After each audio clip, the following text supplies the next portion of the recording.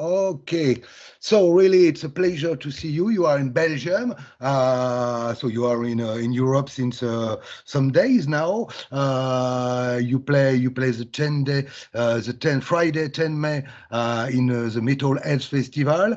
You play Saturday the 11 May in Germany, and yesterday you play in Biltzen in Belgium. It's not the first time you came in France in Europe, but how was these three shows in Europe with your bands? How do you feel? I think it feels pretty terrific, man. Seeing as we've only played a handful of shows as Wings of Steel, to see so many people turn out and loving the music and getting a chance to meet everyone has been amazing. I can't wait for the next show. How do you feel about the European public? I suppose it's a little different from USA. I mean, it's for, to be completely honest with you, it's a little bit difficult for us to compare the two because even in the U.S. we've still only played three live shows as Wings of Steel at least. But I mean, I'll just say like the response from all the shows that we've gotten has blown us away. It's been incredible, very warm, very welcoming. I mean, a lot of fun, a lot of good energy. Yeah. So really, you will come in France very soon. You will play the 16 in France. I suppose you go to France tomorrow or something like that to discover Paris and to discover. Was it France? Was it the first time you will be in France tomorrow? Yeah, it's the first time for both of us. Mhm. Okay, so it was really some days, very huge days for you, very important, I suppose.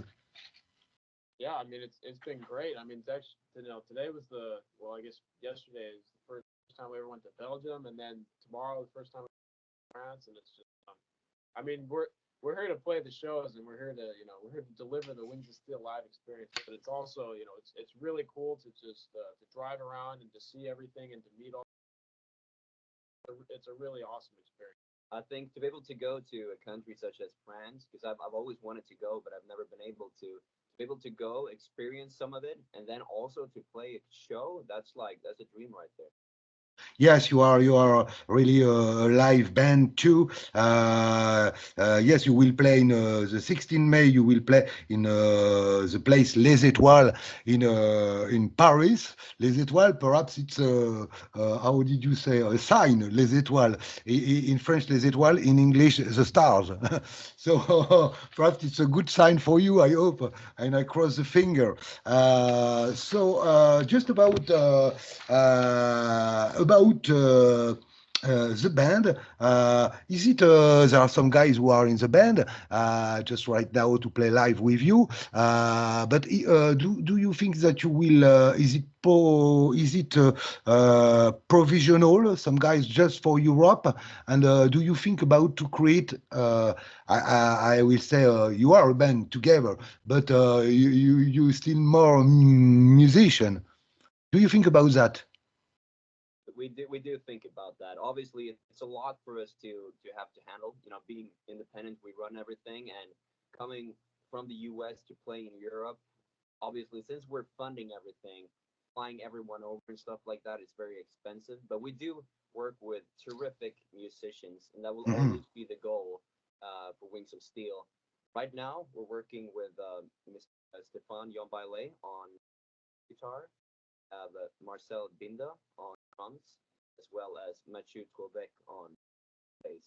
All of them are amazing musicians, and we can't wait to introduce them as well as the Wings of Steel sound, Paris and Lille on the 17th.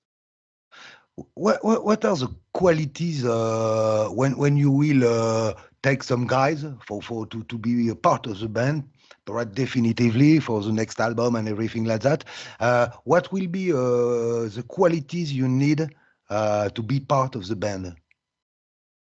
I mean, it's a good question. I think I mean really all it comes down to is just need to spend time to develop the relationship and write music together. Yeah, I think that's yeah, really all it is. I mean, like Leo said earlier too, the challenge for us is that when we're based in the U.S., it's hard for us to get everybody together in the same thing, and it's not. I mean, the flight tickets and the expense is one thing, but the other huge thing that makes it very difficult is all the visa and the legal situation. Mhm. Very What difficult. I suppose, I suppose. What if you could describe a show of the band and what is a good show for you?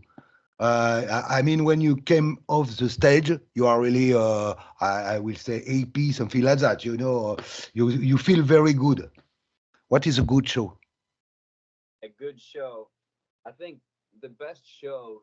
It's not necessarily about how many people are in there. It's about the experience that you have together with the audience. Because it's I think what we want to try and get away from is performer and audience, and more so make it into one whole experience. And you can only get that if the energy is very good in the place and if people are getting with the music. So I think it's about the quality. Yeah, and also I'll say too, I think it's all about having fun. You know, and Right. it's fun. It's fun for us to play the show. It's fun for the fans to come and see. I think so long as that is the case, good show. So there is this new album. New, it's a little older now, but for a lot of people, they will discover it and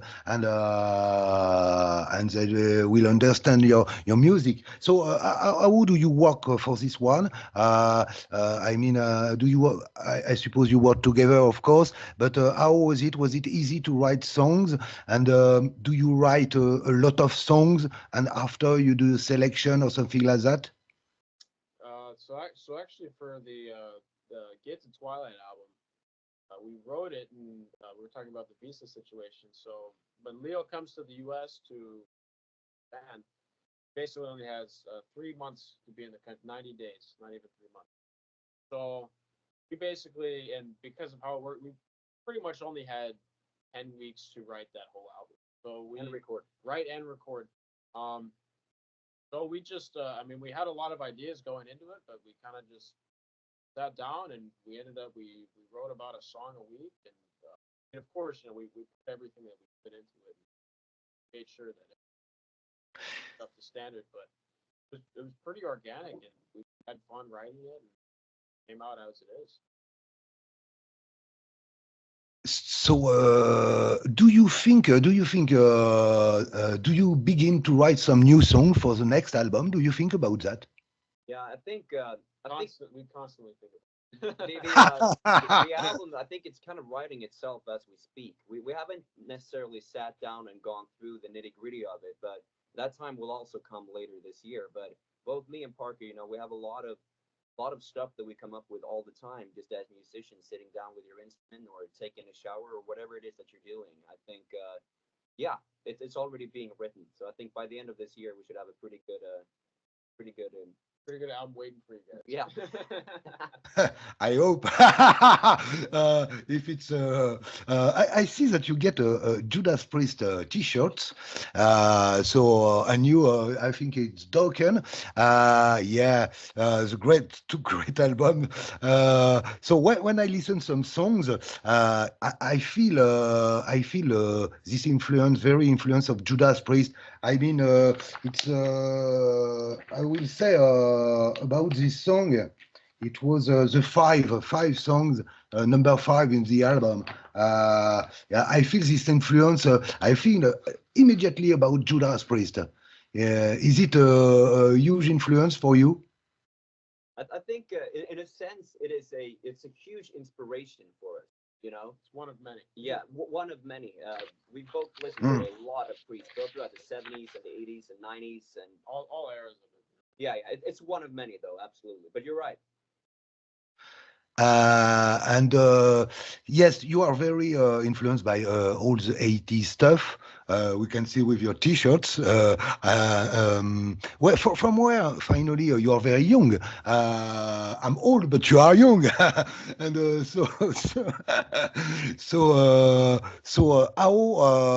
how came finally this passion about all these bands? I think about Queensryche, Crimson Glory, Dokken, and Whitesnake, and all the great band from the 80s. From where came this passion? For Leo and I, it's a little bit of a different story. First of all, I think heavy metal is ageless, right? Yes. I think, and we're trying to prove that. But yeah, we started out from different stuff. To put it briefly, I grew up with a lot of blues, so I came more from a blues oriented background, with then progressed into 70s rock, and then eventually into more 80s heavy metal. I discovered when I was like 8 years old, band Journey, and I discovered Metallica, and then because I live in the age where everything's on YouTube, one thing just kind of leads to another, and I mean, I never liked the shit that all the it's just Yes, it's just it's the music we like to listen to, you know. when I listen your music, it's really a pleasure for to listen this kind of music with a lot of guitar parts and a lot of a great voice behind the guitar parts. It was for the guitar. How did you begin the guitar finally? Is it you begin very young the guitar? Uh, I mean, not formally, really. I mean, as long as I can remember, when I was a kid, I had a guitar lying around the house, and I would just sit there and hit the strings, and I didn't know how to play anything, but I just really liked the sound of the instrument. Sit there from hour back. Um, but but then when I was 10 years old, I got my first electric guitar, and I took a few lessons, and then it kind of it kind of built, and it's gradually. And you, how do you discover that you get this incredible voice? Well, I'm not entirely sure. I think people started commenting on my voice maybe when I want to say 21, 22 maybe, is when I started getting like comments like, dude, you have a great voice. I'm like, because it's all trial and error. I didn't always sound the way I did, and even today, it's not like I'm a huge fan of myself. I'm a huge fan of our music, Mhm. but You're great. thank you, thank you. But yeah, that's all I got for you. Is it how do you finally who meet the first? Is it you, Leo, or is it Parker, or who see one of each other? How does it begin finally? How do you meet together? So we actually met because we were both going to the same 5, 6 years, and we were. I mean, there weren't really a lot of other musicians there who looked and listened to the kind of music we were into. So inevitably we crossed paths. I think Leo actually sent me a text. Say, man, you're the only other cool dude I see walking around. Something along the lines of that, and I was like, "Well, yeah, let's do it." You know immediately that it was him for you, for the band. I think so. I mean, we both had a very similar vision with what we wanted to do in Uh-huh. our musical careers, and musically we work together really well. Personally, we work together really well. It's been a pretty smooth ride. So finally, you work like the new generation. I mean, you are totally independent. Independent. You produce everything. You sell your records. I see on your social media that you send the records, everything like that. Is it important finally for you to be totally independent, and is it the way that you like, or do you think that one day you will sign with, I hope for you, a huge record company? I think it's important for us that our music is treated with the utmost respect, you know. And I think it's important for us that we own the material that we create. I think we're not set on being independent. We are independent because it's what's made the most sense so far for us to do, and it's been working.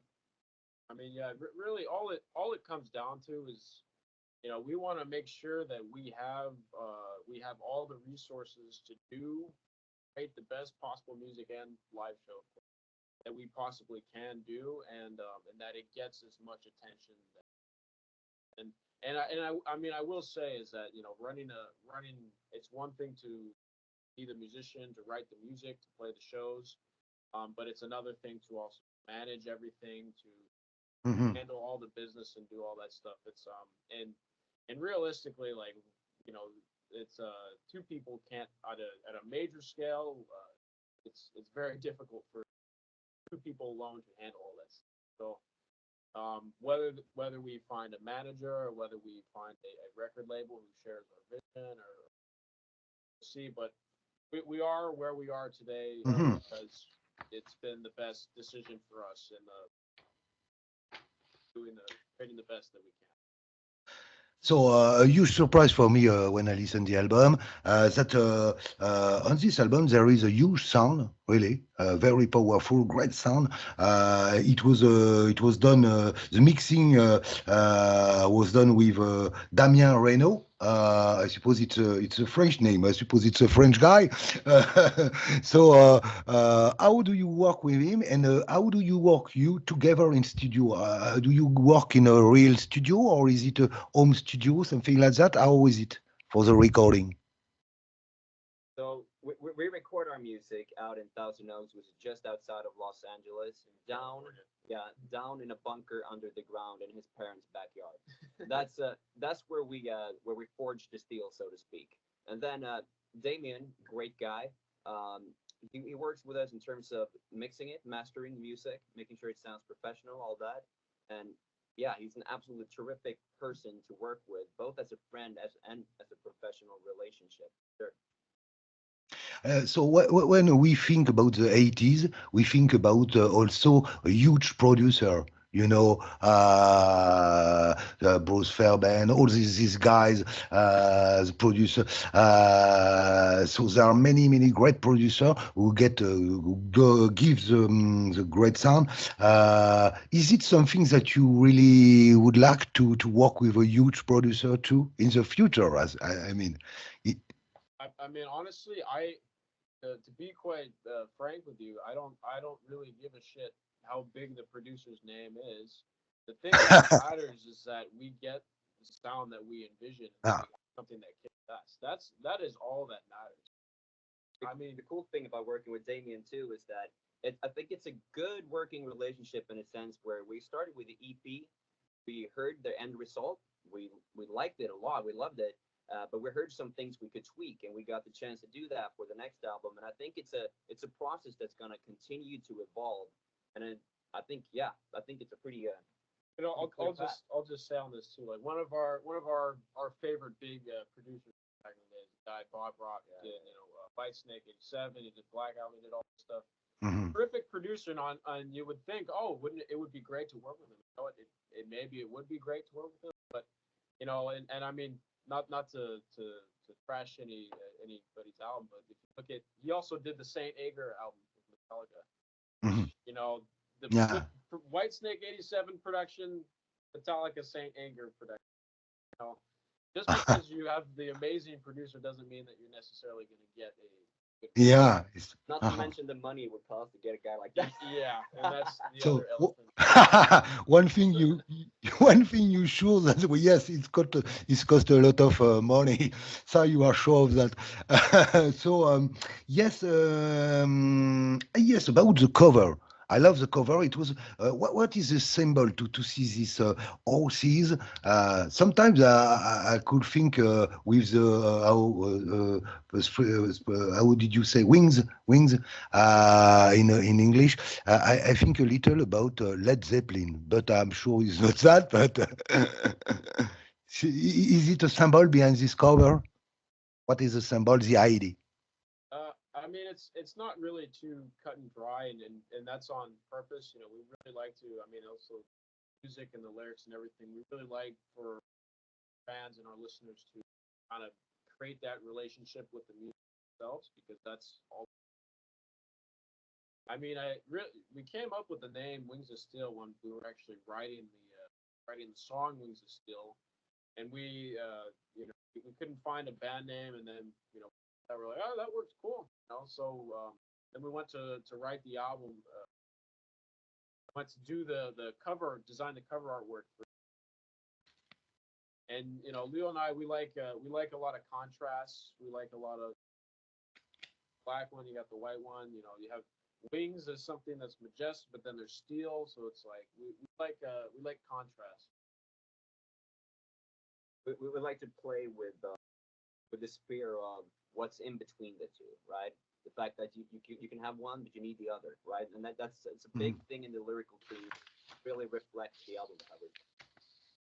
So 10 songs there are 10 songs, really great song. Yes, I think when I speak it was She Cries, the really incredible Judas Priest. I think about that. Into the Sun. Tell me about this great song too, with lot of guitar parts, incredible. How is born this song finally, Into the Sun? The last song of the album, very long, very epic. And melodic, of course. How is born this song? It's funny. This song it started out. I came up with a very goofy thing on the keyboard, like the main melody for that song, and I had written some lyrics that were completely different, and I showed it to Parker, and he got hooked on the melody as well. It was a good melody, and then I went back to Sweden, and he sat down with the song, and he put it with guitar harmonies instead. Mm-hmm. And he started working on this project. He sent me the project, and I'm like, "Oh, dude, this is gonna be sick." And then when it flew back out, we were doing the Gates of Twilight. when we were doing the Gates of Actually, Twilight. fun little thing there too. That was actually even though it's the last song on the album, that was the second song that we completed. Yeah. Uh-huh. But yeah, so and then so we had the shell of the song. I wrote all the lyrics for it, and then Parker started writing this masterpiece of a solo. So it was about the songs. Was it when you record the songs? Do you have some in studio? I mean, do you have some songs who have been a challenge as a singer, as a guitarist, to work on?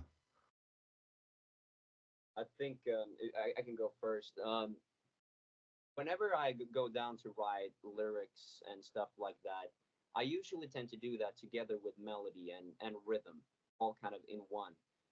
Sometimes I'll go off on something that I think is cool, and then I'll notice that, maybe I don't want to treat the song that way. Maybe I want to explore more dynamics with my voice, and I'll try some different stuff until I kind of naturally come across it. And when I come across the essence of what I'm going for, then the song tends to kind of write itself, and it's usually that simple.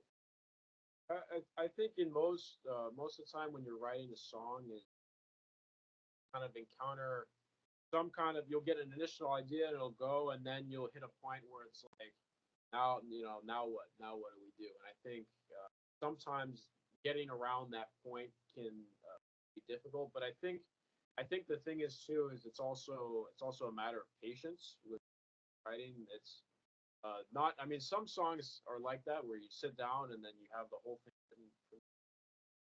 But some songs, you get the first part, you get like an intro, you get like a verse, or you get something, and then you go, now what? No, I'm not too sure. Put it down, and you let and then you're sitting and you're in the shower, you're going, you're at the gym, whatever, and then you're like, got it. And sometimes you'll be not too sure if you like the song when you're done with it, but the next thing you know, you're walking around and you're humming on something. What is that? Oh, it's the thing we wrote 2 weeks ago, and then all of a sudden you love it, and it was intended to be that way. So it's always an interesting journey, and it's like I said, sometimes it's a structural thing, sometimes it's a melody thing, or it all if you're when you're patient, it all kind of. Mhm.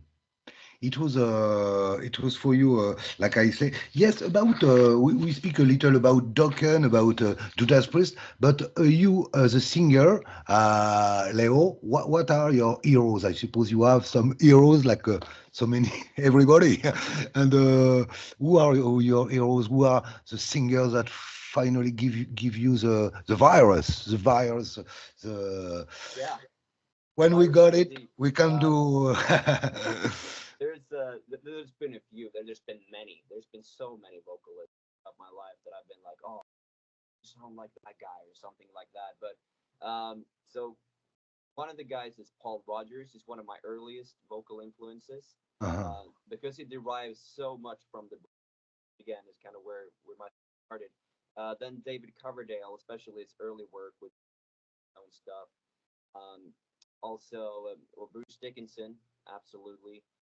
Steve Lee from Godhard, another great one. And I can go on, you know, Halford, Mhm. terrific, and the list goes on. Dio, man. Oh, Dio is Dio.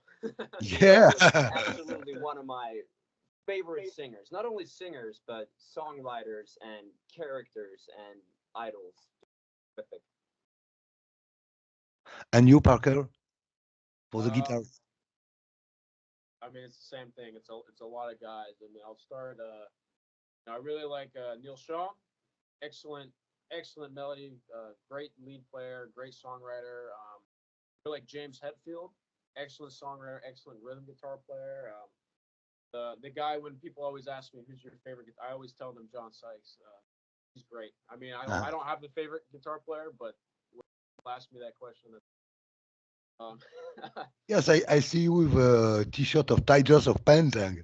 yep, yep, Great, yep. great band. Great, great A, band. a few more. Just Michael Schenker is really good.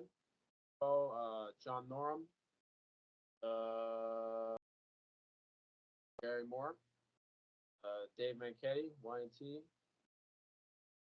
and I could list like them, but that's a few. Right? About that, I think I don't know, but do you like to do some covers on stage? Do you do some covers, and do would you like to do some covers? I don't know. If you come to Paris, Or May Lille, 16th, or Lille on the 17th, or if you happen to come to any other show, maybe. you will find out. So the good answer. So everybody will come to your show in Paris, and you play also another gig in France. So just about yes, we speak a little about the EP.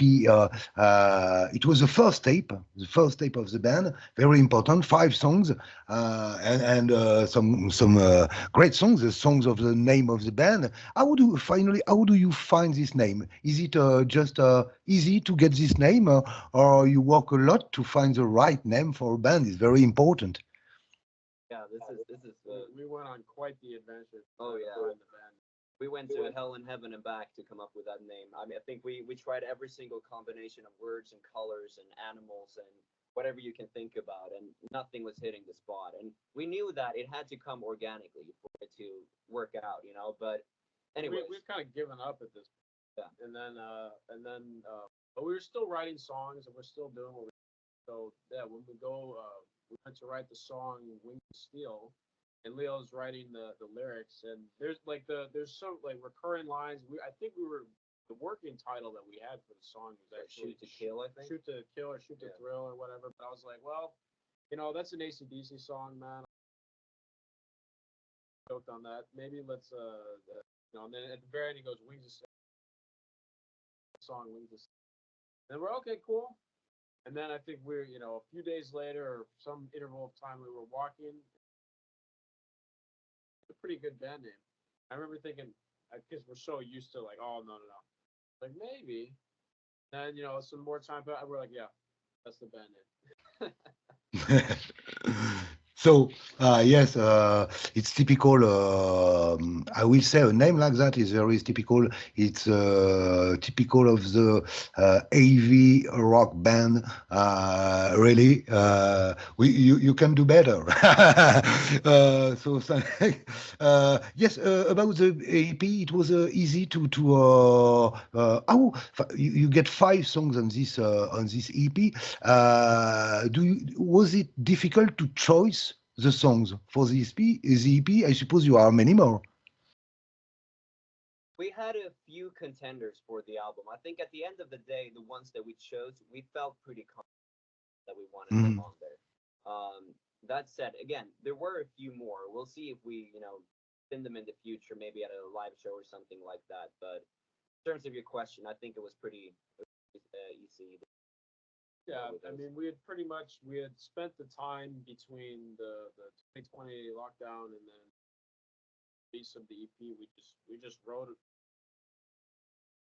and so try things out and experiment and develop the sound. And when we decided to put out the EP, and then but yeah, there's a big catalog of still unreleased.